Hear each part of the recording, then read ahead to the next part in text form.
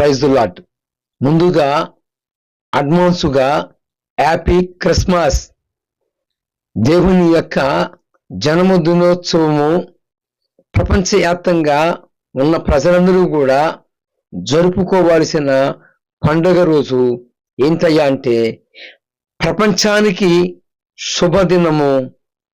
మరి డిసెంబర్ 25వ తారీఖు. ఎందుకు జరుపుకోవాలి అంటే మరి సృష్టికర్తగా సృష్టి చేసిన ఆ భగవంతుడే మనుషులందరి కోసమును ఆయనే మానవునిగా జన్మించిన రోజు. కొందరు శాస్త్రవేత్తలు మరి పరిశోధకులు కొందరు మరి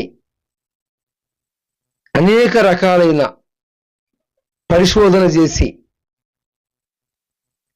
డిసెంబర్ 25వ తారీఖు క్రీస్తు జన్మదినమని నిర్ధారణ తేల్చారు. చాలామంది మరి యేతువాదులు, నాస్తికవాదులు శాస్త్రవేత్తల మాటలని తునీకరిస్తూ యేసు ప్రభు వారు పుట్టుక డిసెంబర్ 25వ తారీఖు అని పరిశుద్ధ గ్రంథము సాక్ష్యం ఇస్తుంది. మరి పరిశోధకులు అనేకులు పరిశోధించి డిసెంబర్ 25వ తారీఖే క్రీస్తు జన్మదినమని సాక్ష్యం ఇచ్చారు. ఇంతవరకు బాగానే ఉంది.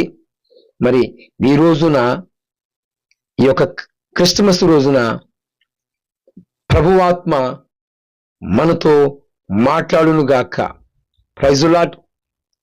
ఎన్నో సంవత్సరాలు గడిచిపోయాయి. రోజులు, గంటలు, నిమిషాలు తరిగిపోతున్నాయి. ఏమండి, మరి మీ యొక్క పరిస్థితులు ఎలాగో ఉన్నాయి? నిరాశ ఊబిలోకి, ఊహించని జీవితాలు, ఊహకి అందని అనేక రకాలైన సమస్యలతో పోరాడుతున్నావా? దిగులు పడుతున్నావా? నా పరిస్థితి ఏమిటి, నా స్థితి ఏమిటి అని నీకు నీవే కృంగిపోతున్నావా? ఏమండి, ప్రేమైన దేవుని ప్రజలారా,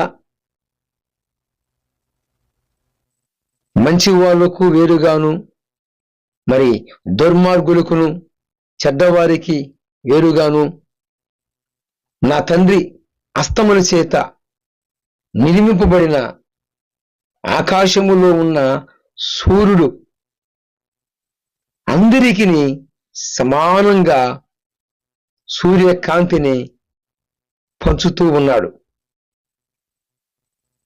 దేవుని యొక్క హస్తముల చేత నిర్మాణము చేయబడిన నక్షత్రము సూర్యుడు మంచివారికి వేరుగాను చెడ్డవారికి వేరుగాను ఆ యొక్క వెలుగు ఉండలేదు. కానీ వారు మంచి వాళ్ళ దుర్మార్గుల ఏ కోణానికి చెందిన వారైనా వారి మీద ఆయన యొక్క వెలుగు అనగా దేవుని చేత నిర్మింపబడిన ఆ యొక్క సూర్యుని యొక్క కాంతి అందరి మీద ఉంటుంది. నేను ఈ మాట మీకు ఎందుకు జ్ఞాపకం చేసుకొచ్చాను అంటే, మానవుడు తన స్వరూపమందు తన పోలికలో మానవుని యొక్క నిర్మాణం జరిగింది. దేవుని యొక్క స్వరూపమందు దేవుని యొక్క పోలికలో మనమున్నాం. మనల్ని సృష్టించిన వాడు మనకి సృష్టికర్త. ఈనాడు ఎన్నో క్రిస్మస్లు జరిగిపోతున్నాయి. కానీ దేవుణ్ణి ప్రజలారా, మీ జీవితం ఎలాగూ ఉంది? మీ యొక్క జీవితము మీ యొక్క జీవితాలని తలపోసుకుంటూ అనేక రకాలైన పరిస్థితులని ఎదుర్కొంటూ అనేక రకాలైన కీడుల నుంచి మీరే తప్పించుకోలేదు. ఎందుకంటే ఆయన ఆయన ఆయన నిన్ను నన్ను సమస్త మానవాళిని హేతువాదులు అంటే దేవుడు లేడు అనే నాస్తికుణ్ణి కూడా ఆ మహానుభావుడే, ఆ మహోన్నతుడే ఆయన రెక్కలతో అందరినీ కాపాడకపోతే ఈనాడు ఈ క్రిస్మస్లో మనం ఉండేవారిమి కాదు. డిసెంబరు 25వ తారీఖున మనము ఉండేవారిమి కాదు. ఈనాడు నీ యొక్క పరిస్థితిని చూసి, నీ యొక్క స్థితిని చూసి సోదరి సోదరుడా ఆందోళన పడుతున్నావు. పిరికి వానిలాగా, పిరికి దానిలాగా నీకు నీవే కృంగిపోతున్నావు. కానీ నీవు నమ్మిన వాడు సర్వశక్తి కలిగిన వాడు. ఆయనకి సమస్తము సాధ్యమే. శూన్యములో సృష్టిని చేసిన ఆ మహోన్నతుడికి సమస్తము సాధ్యమే. నీవు నేను అడగక మునిపే మనందరి ఏకక్షేమాలు తెలిసినవాడు, మనందరిని తల్లి గర్భమందు పిండముగా వేసినవాడు, మన జన్మకి కారణమైన వాడు, మరి నేను ప్రకటిస్తున్న ప్రభువైన యేసుక్రీస్తు వారు. ఆ మహోన్నతుడు, ఆ సర్వశక్తి కలిగిన వాడు దేవుడుగా ఉండలేదు గాని అంతటి మహిమను విడిచిపెట్టి 2013 సంవత్సరాలు క్రితమే మానవులందరి పాపముల నుండి, శాపముల నుండి, అందరి దోషముల కోసము ఆయనే బలి పశువుగా, బలిగా సృష్టికర్త ఉండి సృష్టిగా మార్చబడ్డాడు. కాలమే లేనివాడు కాలానికి చేరాడు. ఏమండి, ఒక వచనాన్ని మీకు నేను చూపిస్తాను ఈ క్రిస్మస్ రోజున. చూడండి, నిర్గమాకాండము 3వ అధ్యాయము 7వ వచనములో మోషేతో అంటున్నాడు దేవుడైన యెహోవా, ఐగుప్తులో నా ప్రజలు పడుతున్న ఆ శ్రమ, ఆ యొక్క ఐగుప్తు ప్రజలు నా ప్రజలను పెడుతున్న ఆ బాధల చేతను, వారు కష్టపడుతున్న ఆ కష్టమును నేను నిశ్చయముగా చూసి ఉన్నాను. ప్రభువు ఈ వాక్యముతో మనతో మాట్లాడునుగాక. ఆమేన్. ఏమండి, ఐగుప్తు అనగా లోకానికి సాదృశ్యంగా ఉంది. ఈ రంగుల ప్రపంచములో, ఈ రంగుల లోకములో బ్రతికి బట్టగట్టము, మరలా జీవం కలిగి ఉండటము ఆయన యొక్క కృప, ఆయన యొక్క వాత్సల్యము, వాత్సల్యత. ఈరోజు మనం ఈ రీతిగా ఉండటానికి కారణం ఎవరో కాదండి, క్రీస్తు యేసు కృప మాత్రమే. అనేక అపాయాల నుండి, అనేక ప్రమాదాల నుండి మనం ఊహించలేదు. మనల్ని చుట్టుముట్టిన ప్రమాదాలని మనం పసికట్టలేదు మనకి ప్రమాదం ఉన్నదని. కానీ మన సృష్టికి ఆధారమైన వాడు మూర్ఖుల నోట నుండి, ఏమండి, విషసర్పాలు నోట నుండి, శత్రువు ఉచ్చు నుండి మనల్ని తప్పిస్తూ వచ్చాడు. అంటున్నాడు యెహోవా, ఐగుప్తులో నా ప్రజలు ఆ యొక్క శ్రమ, వారు దుఃఖము, వారి వేదన నిశ్చయముగా నేను చూసి ఉన్నాను. శత్రువు చేతిలో దేవుని ప్రజలు నలపబడుతూ ఉన్నారు. శత్రువు ఎర్రయూగుతూ ఉన్నాడు. దేవుని ప్రజలని చిత్రహింసలుగా శ్రమలకి అప్పజెబుతూ ఉన్నాడు శత్రువు అనుకుంటున్నాడు నాకు ఎదురే లేదు అంటున్నాడు. అయితే ఆ యొక్క కష్టము, దుఃఖము, బాధ, యాతన ఐగుప్తులో బానిసలుగా ఉన్న దేవుని ప్రజలు మొర నిశ్చయముగా పరమునకు చేరిందట. అక్కడ శత్రువు పెడుతున్న ఆ బాధని, ఆ యొక్క కష్టమును వీరు దుఃఖపడుతూ తలపోసుకుంటున్న ఆ కన్నీళ్లు ఆయన వద్దకు చేరాయట. కీర్తనల గ్రంథము 56వ కీర్తన 8వ వచనములో, 56వ కీర్తన 8వ వచనములో, నా సంచారములను నువ్వు లెక్కించి ఉంచితివి, నా కన్నీళ్లు నీ బుడ్డిలో దాసి ఉన్నావు. నా సంచారములు నువ్వు లెక్కించి ఉన్నావు, అవి నీ కౌగిలిలో ఉండెను అనగా అవి పుస్తకములో రాయబడి ఉన్నవి. నా కన్నీళ్లు నీ బుడ్డిలో దాసి ఉన్నవి అని సాక్ష్యం ఇచ్చాడు కీర్తనాకారుడు. నువ్వు ఏడుస్తున్నావు, బాధపడుతున్నావు. నిన్ను మూర్ఖుల నోటి నుండి, ఇషనాగుల నుండి, ఇసము నుండి, నిన్ను శత్రు ఉచ్చు నుండి నిన్ను తప్పించిన వాడు, నిన్ను కాపాడిన వాడు ఎవరో తెలుసా? ఐగుప్తులో బానిస కత్తులలో ఉండి ఆ బానిస బరువులన్నీ మోస్తూ మరి వారి యొక్క మొర దేవుని సన్నిధానానికి చేరిందట. ఈరోజు ఈ యొక్క క్రిస్మస్ రోజున ప్రభువారు నీతో మాట్లాడుతున్నాడు. మీరు ఎలాంటి పరిస్థితుల్లో ఉన్నా సరే, మీరు దీర్ఘయాగ్తో ఉన్నారా? విశ్వసించండి, దేవుడే మీతో మాట్లాడుతున్నాడని. మీరు నమ్మండి, దేవుని హస్తము మీ మీదికి వస్తుందని. ఎందుకు అంటే మూర్ఖులుగా ఉన్న మూర్ఖుల నోళ్ళలో నుండి మనము తప్పించబడ్డాం. మూర్ఖ మాటలతో మనము గత సంవత్సరమంతా కూడా అనేక రకాలైన పరిస్థితుల్లో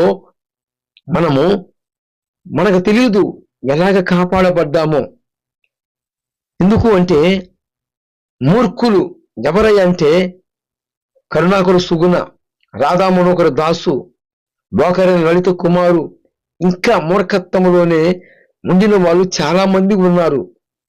అయ్యా, యేసు ప్రభు వారు ఎవరో కాదు, మరి మనందరి కోసము ఆయనే వచ్చి ప్రాణం పెట్టారని వేదాలలో దాగిన ఘననిధి వేదం సాక్ష్యం ఇచ్చింది. వేదములో యేసు ప్రభు గురించి రాయబడి ఉంది. పూర్వీకులు, తపస్సు సంపన్నులు 4000 సంవత్సరాల కిందనే వారు ప్రవచించారు, వారు తెలియజేశారు. జగత్తి పునాది వేయబడక మునిపే ఆయన ఉన్న దేవుడు అని వేదం చెప్తుంది. వేదం చెప్పిన వాడు ఎవరో కాదు, మీరు దూషిస్తున్నవాడు, రకరకాలుగా మాట్లాడుతున్నవారు ఇదిగో ఎవరో కాదు, ప్రభువైన యేసు క్రీస్తు వారు ఎవరో కాదు, మన సృష్టికి ఆధారమైన వాడని ఈ మూర్ఖులకి మనమెంత వర్ణించిన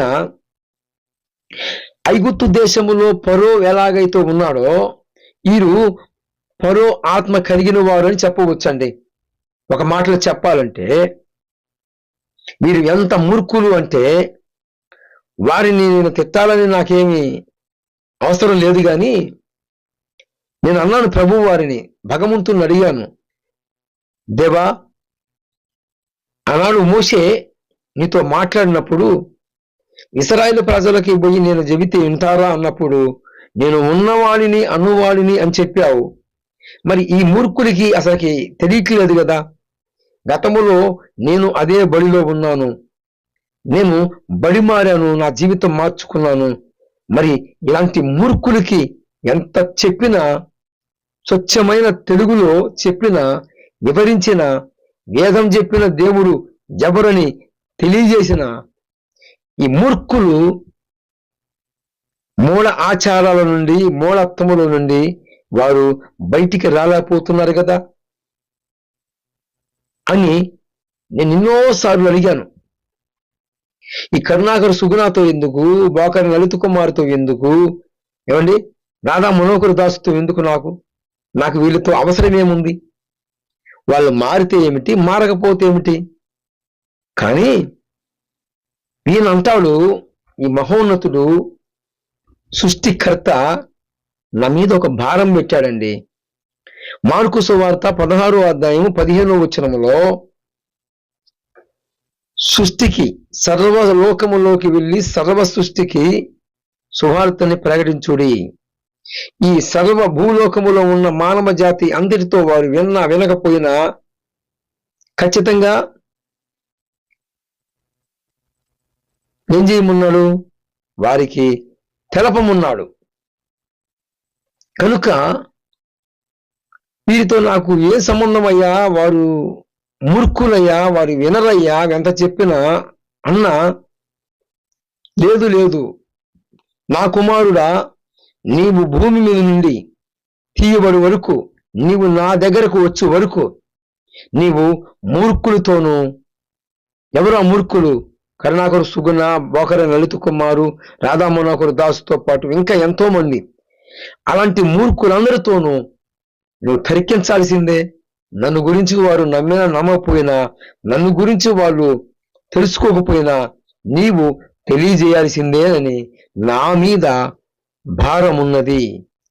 వేదములో ఉన్న భగవంతుడు ఎవరో కాదు, ప్రభువు యేసుక్రీస్తు వారిని అనేక మంత్రాలు, శాస్త్రము, వేదములో ఉన్న దేవుడు ఎవరో కాదు, ప్రభువుని యేసుక్రీస్తు వారిని సాక్ష్యమిస్తున్నప్పటికీ ఈ మూర్ఖులు ఎన్నో క్రిస్మస్లు చూస్తున్నారు, అయినా సరే మార్పు చెందట్లా. ఏమండి, ఒక శ్లోకం, ఒక మంత్రము ఇలాగా తెలియజేయబడుతుంది. చిత్తగించండి, నేను మీకు ఆ మంత్రం యొక్క భావాన్ని, దాని అర్థాన్ని ఈ యొక్క మూర్ఖులకి తెలియజేయాలి. మరి ప్రభువు వారు నాకు ఆ హృదయములో, ఈ యొక్క హృదయములో ఇలాంటి మూర్ఖుల గురించే భారం పెట్టాడండి. చిత్తగించండి. హంబస్య పారే భువనస్య మధ్యే నా కష్ట సృష్టి తమతో మహీనా. హంబస్య పారే భువనస్య మధ్యే నా కష్ట సృష్టి తమతో మహీనా. సుగ్రీన జ్యోతిష్కన్ అనుసా ప్రజాపతి గర్భే సమాగత. ప్రజాపతి గర్భే సమాగత. దాని భావన ఇలాగ తెలియజేయబడుతుంది.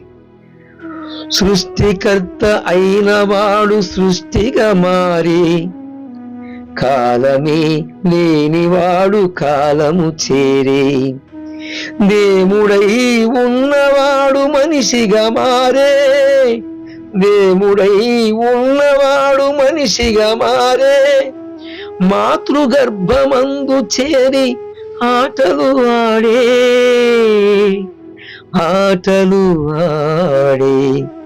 మూర్ఖులారా, మీ నిమిత్తమే తపస్సు సంపన్నులు 4000 సంవత్సరాల కిందనే భగవంతుణ్ణి దర్శనం పొంది, భగవంతుడు ఇలాగా జన్మించబోతున్నాడు, సృష్టికర్త అయిన వాడు సృష్టిగా మార్చబడుతున్నాడు, కాలమే లేనివాడు కాలము ప్రవేశం చేశాడు, ఇకనైనా తెలుసుకోండి మూర్ఖులారా అని ఏదములో ఉన్న ఏదాలు మనకి తెలియజేస్తున్నాయి.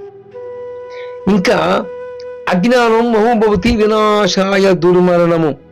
అజ్ఞానం అనే అంధకారం అనే చీకటిలో కూర్చున్న మూర్ఖుల్లారా, కరుణాకరు సుగుణ, రాధా మనోహర్ దాసు కావచ్చు, బోకర లలిత కుమార్ కావచ్చు, మీ అందరికీ క్రిస్మస్ శుభాకాంక్షలు. Happy Christmas. మూర్ఖుల్లారా, మీరు విన్నా వినకపోయినా మిమ్మల్ని కూడా నిర్మించింది, మీకోసము కూడా వచ్చి ప్రాణం పెట్టిన వాడు నా ప్రభువు వారే. ఆయన మానవ అవతారం ఎత్తి 2000 సంవత్సరాల కిందనే మనిషిగా జన్మించి అందరి కోసము బలైపోయాడు, బలి పశువుగా మార్చబడ్డాడు. ప్రజాపతి దేవేగ్నం స్వాహ. ప్రజలందరినీ నిర్మించిన ఆ ప్రజాపతి ఎవరైతే ఉన్నారో ఆ ప్రజాపతి అందరి కోసము విఘ్నమయ్యాడట, బలైపోయాడట. ఏమండి, శుక్ల యజుర్వేద సంహితలో పేజీ నంబరు 253 పేజీలో, పూర్వము అగ్ని ఉండెను, అగ్ని పశువై ఉండెను, దేవతలు అగ్నిని పశువుగానే విఘ్నం చేసిరి, దీనికి దేవతలే సాక్షి అని శుక్ల యజుర్వేద సంహితలో దశరథి రంగాచార్యుల వారు మనకి సాక్ష్యం ఇచ్చాడు. ఎన్నైనా వర్ణించు, ఈ మూర్ఖ శిఖామణులకి, ఈ మూర్ఖులకి ఎంత వివరించి చెప్పినా ఈ మూర్ఖత్వములో ఉన్న ఈ మూర్ఖులు మనోనేతరాల మటుకి ఎప్పటికి వెలిగించబడతాయో అనే నాకు కొంచెము బాధ. అలాగనే ఐగుప్తు దేశములో ప్రేమైన దేవుని సంగమా, దేవుని బిడ్డలారా, మీ చింత యావత్తు ఆయన మీద మోపండి. మూర్ఖులుగా ఉన్నవారులారా, కరుణాకర సుగుణ, రాధా మనోహర్ దాసు, బోకర లలిత కుమారు, ఏదము చెప్పిన దేవుడు ఎవరో కాదు, నేను ప్రకటిస్తున్న ప్రభువుని యేసుక్రీస్తు వారు. మీ పాపములు అనగా మీ దేహములు అనగా వస్త్రముతో పోల్చబడ్డాయి అంటాడు. గొర్రె పిల్ల యొక్క వస్త్రములో తన వస్త్రములు ఉతుక్కున్నవాడు ధన్యుడు అన్నది లేఖనము. ప్రకటన గ్రంథము 7వ అధ్యాయము 14వ వచనములో, గొర్రె పిల్ల రక్తములో తన వస్త్రములను తెలిపి చేసుకున్నవాడు ధన్యుడట. మూర్ఖులారా, ఎక్కడైనా మారండి. ఎన్నో సంవత్సరాలు గడిచిపోతున్నాయి. ఎన్నో వితండవాదాల ద్వారాగా, ఎన్నో తర్కాల ద్వారాగా ఆఖరికి నెగ్గుదేసి శాస్త్రవేత్తలు, పరిశోధకులు వేసే నిజమైన దేవుడని, యేసు ప్రభు వారి జననము డిసెంబర్ 25వ తారీఖునని ఎంతో మంది మనకు ముందున్న భక్తులందరూ కూడా నిర్ధారణ చేసి తేల్చి, వేదము కూడా చెప్పింది దేవుడు ఒక్కడే, ఆ వేదములో చెప్పబడిన వాడు ఎవరో కాదు, ప్రభువుని యేసుక్రీస్తు వారని మీకు తెలియజేశాను ఈ క్రిస్మస్ రోజున. మరి ప్రేమైన దేవుని సంగమా, దేవుని బిడ్డలారా, అదిగో ఐగుప్తు దేశములో ఉన్న దేవుని ప్రజలు ఆ మొర నిశ్చయముగా చూశాడట. అంటాడు, మోషే, నేను ఉన్నవాడిని అనుమానం చెప్పు అని. ఎంత శ్రద్ధ చూడండి మన దేవునికి, మన ప్రభువు వారికి. అలుపులమి, అయోగ్యులమి, ఆయన చెంతకి రాకూడని వారిమి, ఆయన యేసు అనే పిలవటానికి అనర్హులమి మనము. అలాంటి మనల్ని ఎంతగా ప్రేమించాడు ఆయన. దేవుడై ఉన్న ఆ ప్రభువు వారు మనిషిగా మార్చబడ్డాడు. కొంతమంది తెలియక ఈ మూర్ఖు లాంటి వాళ్ళు కలవరిగిరిలో 3 మేకుల మధ్య 3 మేకుల్ని పిక్కోలేని వాడు మమ్మల్ని కాపాడుతాడని ఎర్రదిగుతూ ఉన్నారు. అది అజ్ఞానం అనే అంధకారం అనే చీకటిలో కూర్చున్న ఈ మూర్ఖులు పలుకుతున్న మాటలు. నిజమైన ఎలుగు ఉన్నది, ఆ ఎలుగు లోకములోకి వస్తూ పోతుందట. అది అందరిని వెలిగిస్తానికే వస్తుందట. ఆ ఎలుగే కృపాసత్య సంపూర్ణుడిగా మన మధ్య నివసించడానికి శరీరధారి వచ్చాడట. ఆయన ఎవరో కాదు, ప్రభువుని యేసుక్రీస్తు వారు. ఈ మాట ఎక్కడ ఉందయ్యా అంటే, మరి యోహాను సువార్త 1వ అధ్యాయము 9వ వచనములో నిజమైన వెలుగు ఉన్నది. ఆ ఎలుగే అందరిని వెలిగిస్తానికి, ఆ ఎలుగే నిన్ను నన్ను వెలిగించింది. మరి మూర్ఖులను కూడా వెలిగిస్తానికి ప్రకటన గ్రంథము 3వ అధ్యాయము 20వ వచనములో, ఎవరైనా నా స్వరం విని తలుపు తీసిన వెడల నేను వానిలోకి వస్తాను, వాడు నాలో ఉంటాడు, నాతో కూడా వాడిని కూర్చోబెట్టుకుంటాను అని దేవుడే సాక్ష్యం ఇచ్చాడండి. ఎన్నైనా చెప్పు ఇలా ఈ మూర్ఖులకి చెవిటోడు ముందర శంకూదినట్లే. నువ్వు మంత్రాలు బలికి చెప్పు, సాంస్క్రిట్ సంస్కృతంలో ఉన్న మంత్రాలు వాటి భావన తెలియజేయండి, కాక ఈ మూర్ఖులు ముందర చెవిటోడు ముందర శంకూదినట్లే. ఈ మూర్ఖులకి చెవులు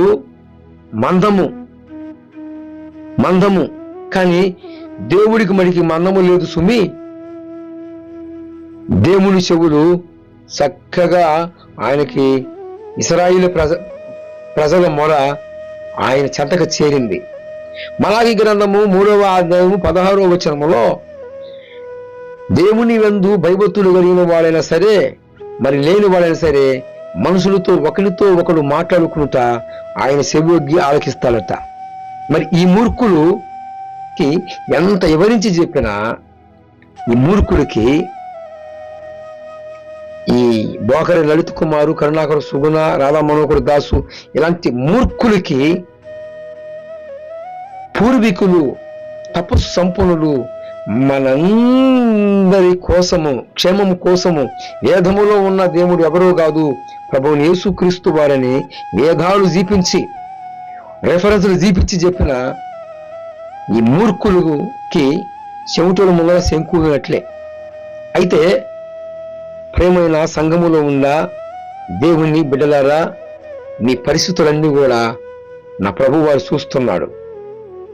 ఐగుప్తు దేశములో ఇశ్రాయేలు ప్రజల మొర ఆయన నిశ్చయముగా ఆలకించి చూసి ఆ యొక్క మొరని ఆయన సన్నిధానానికి చేరింది.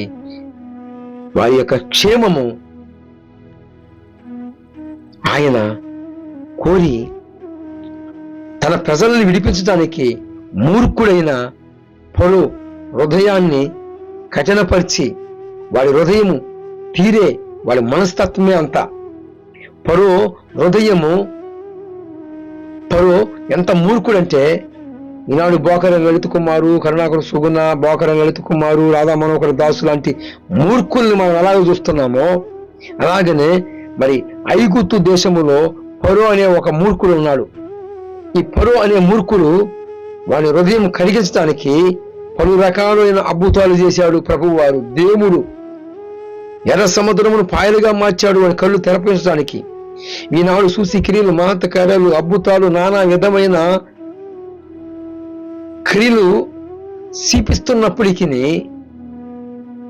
వీరి కళ్ళు ఎలాగైతే ఎలిగించబట్టలేదో ఈ మూర్ఖులు, అలాగనే మన పితరుల టైంలో ఐగుప్తు దేశంలో ఫరో అనేవాడు ఒకడున్నాడు. వాడు మూర్ఖుడు.